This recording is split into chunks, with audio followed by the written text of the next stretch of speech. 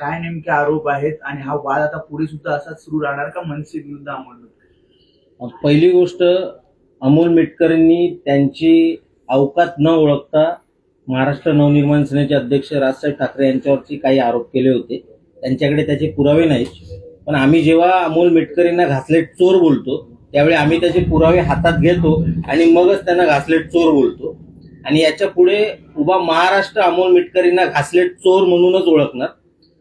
2016 मध्ये म्हणजे हे अमोल मिटकरी विधान परिषदेचे सदस्य व्हायच्या आधी यांचं रेशनिंगचं दुकान होतं आणि या रेशनिंगच्या दुकानाची मालकी यांच्या वडिलांची होती आणि तिथे यांच्यावरती आरोप झाले होते. काही ग्राहकांनी यांच्या विरोधात तक्रार केल्या होत्या.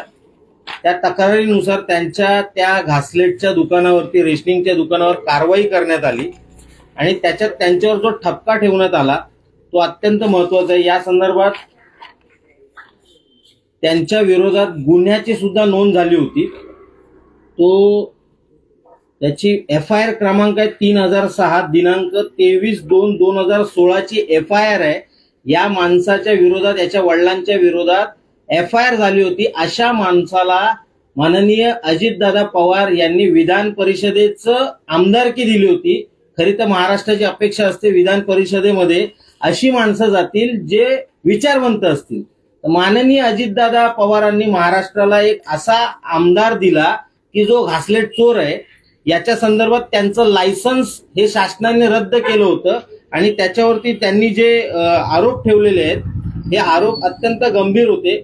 लोकांचं जे मयत व्यक्ती आहेत अशा मयत व्यक्तींचं रॉकेल, केरोसिन हे मिटकरी आणि त्यांचे वडील चोरत होते, हा त्यांच्यावरती आरोप आहे आणि म्हणून त्यांचं हे लायसन्स रद्द केलं होतं. या विरोधात त्यांनी अपील सुद्धा केलं, ते अपील सुद्धा फेटाळण्यात आलं होतं.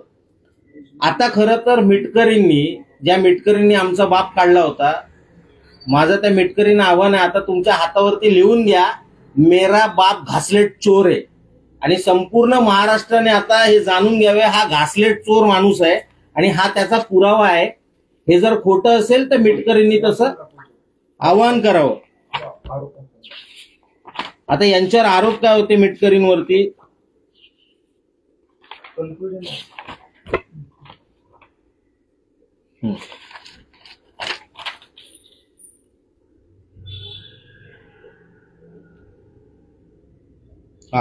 केरोसिन परवानाधारक यांनी मयत व्यक्तींना रॉकेल वितरित करणे, मयत व्यक्तींना बाहेर गावी गाव सोडून गेलेल्या व्यक्तींच्या नावाने, तसेच शुभ्र कार्ड धारकांना केरोसिनचे वाटप करणे, एखाद्या व्यक्तीला 2-2 वेळा रॉकेलचे वाटप करणे.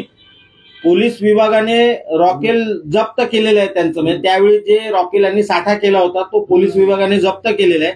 अशा पद्धतीचे यांच्यावरती दोष होते. अशा माणसाला माननीय अजितदादा पवारांनी या महाराष्ट्रामध्ये विधान परिषद बहाल केली होती.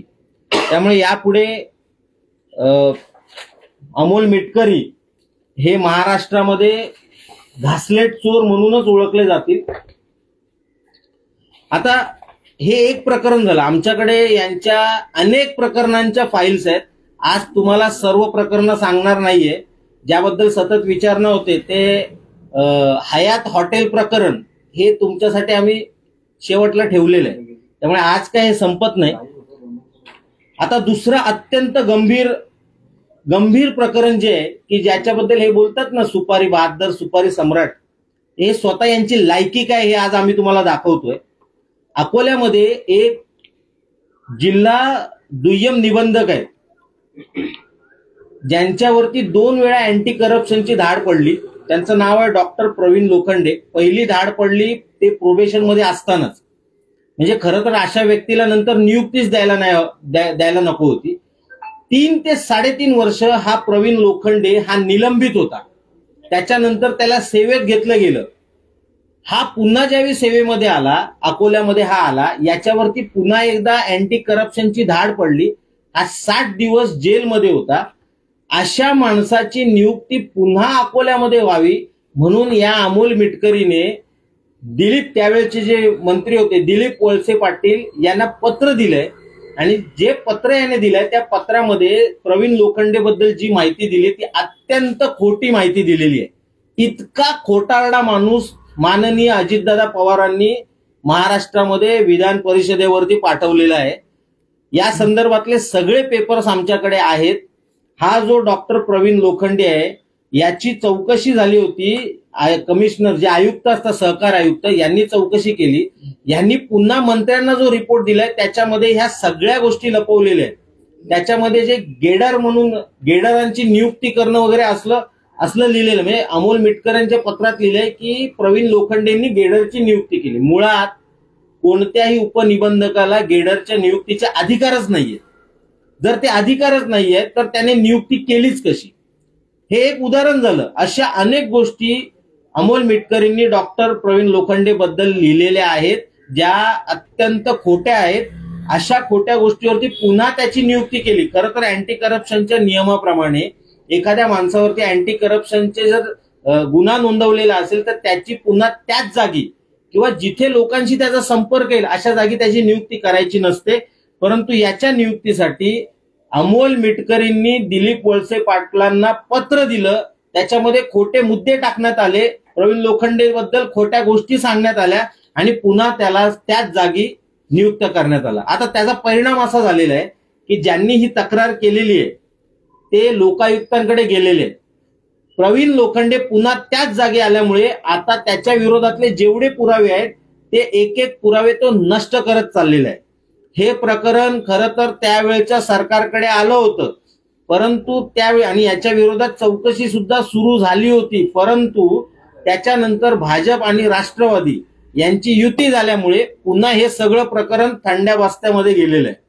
त्यामुळे आमची माननीय फडणवीस साहेबांना विनंती आहे, सर्व बाजूला ठेवा, परंतु अशा फ्रॉड आमदाराला, खोट्या आमदाराला, या घासलेट चोराची पुन्हा एकदा अमोल मिटकरी सारख्या फ्रॉड आमदाराला पाठीशी घालत आहे. कधी गुन्हा दाखल झाला अमोल मिटकरींवर? गुन्हा कधी दाखल झाला घासलेट आणि रॉकेट संदर्भात तुम्ही बोलताय? तो जो गुन्हा दाखल झालेला 2016चा आहे, म्हणजे विधान परिषदेचे आमदार व्हायच्या आधीचा गुन्हा आहे. त्यामुळे ज्यावेळी तुम्ही एखाद्याला विधान परिषदेचा आमदार बनवता त्यावेळी त्याची ढोबळ चौकशी तरी करता. इथे माननीय अजितदादांनी कोणतीही चौकशी न करता या घासलेट चोराला विधान परिषदेसारख्या वरिष्ठ सभागृहाचा आमदार बनवलेले. आताच महाराष्ट्र नवनिर्माण सेना का हे प्रकरण काढते? काय म्हणजे थेट हा वाद आणखी वाढेल या सगळ्यामुळे? नाही, ते जेवढं बोलतील तेवढे त्यांचे जास्त प्रकरण आम्ही काढू. त्यांचे संपूर्ण फाईल आहे आमच्याकडे. जवळपास 20 ते 25 प्रकरणं त्यांच्या भ्रष्टाचाराची आहेत. जसं ते बोलतील तसं त्यावेळी आम्ही एक एक फाईल बाहेर काढत जाऊ त्यांची. ठीक आहे.